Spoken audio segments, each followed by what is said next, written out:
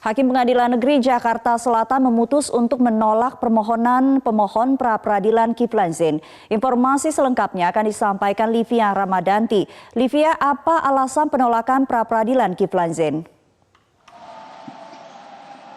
Ya Sumi, alasan dari penolakan pra-peradilan Kiflan Zain menurut Hakim Tunggal Pengadilan Negeri Jakarta Selatan yaitu Achmad Guntur, ia mengatakan bahwa proses dari penangkapan, penahanan, penyitaan dan juga penyitaan yang terakhir ini terhadap Kiflan Zain ini sudah sesuai dengan prosedur yang dilakukan oleh pihak kepolisian daerah Polda Metro Jaya, sehingga permohonan dalam hal ini tersangka Kiflan Zain kepada pemohon dan juga termohon yaitu Polda Metro Jaya ini tidak memenuhi alasan sehingga ditolak keseluruhannya. Kemudian kami memang sempat mengkonfirmasi terkait dengan penolakan ini bahwa memang tadi dalam persidangan disebutkan juga sudah ada alat bukti yang diungkapkan untuk penetapan tersangka terhadap Kiflan Zain, kemudian juga sudah ada surat penangkapan, kemudian juga ada surat penyitaan dan juga surat penahanan yang telah diberikan kepada kepolisian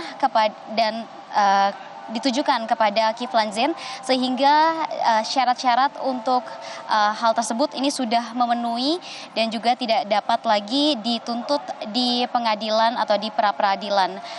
Memang Kiflan Zain sendiri telah mengajukan pra-peradilan pada tanggal 22 Mei 2019 yang diajukan di Pengadilan Negeri Jakarta Selatan karena dirinya menganggap penetapan tersangka terhadap dirinya atas kasus kepemilikan senjata ilegal ini tidak memenuhi syarat-syarat formil, sehingga ia mengajukan pra-peradilan karena ia sendiri memang disangkakan oleh kepolisian ini telah melanggar Undang-Undang Darurat nomor pasal 12 ayat 1 nomor 12 tahun 1951 dengan ancaman hukuman ini mencapai 20 tahun kurungan penjara. Sumi. Ya, Livia, setelah permohonan pra-peradilan Kiflan ditolak, lalu apa langkah hukum lain yang akan ditempuh pengacara Kiflan? Usai dari mendengar hasil putusan pra-peradilan di Pengadilan Negeri Jakarta Selatan, memang pengacara Kiflan Zain ini mengaku menghormati apa yang telah diputuskan oleh pengadilan. Namun ia menyebut bahwa akan mengajukan kembali pra-peradilan tepatnya ini pada tanggal 1 Agustus esok, dan sidang dari pra-peradilan yang akan diajukan ini adalah gugatannya akan dirinci poin-poinnya mulai dari penangkapan, penetapan tersangka, kemudian juga penyitaan dan juga penahanan. Ini akan 4 poinnya didaftarkan di Pengadilan Negeri Jakarta Selatan, dan diharapkan nantinya setelah lebih rinci bahwa permohonan dari pra-peradilan Kiflan Zain ini akan dikabulkan oleh majelis hakim, karena menurut dari pengacara sendiri memang harusnya Pengadilan Negeri Jakarta Selatan khususnya di sidang pra-peradilan ini tidak hanya memeriksa syarat atau formilnya saja yang dilihat,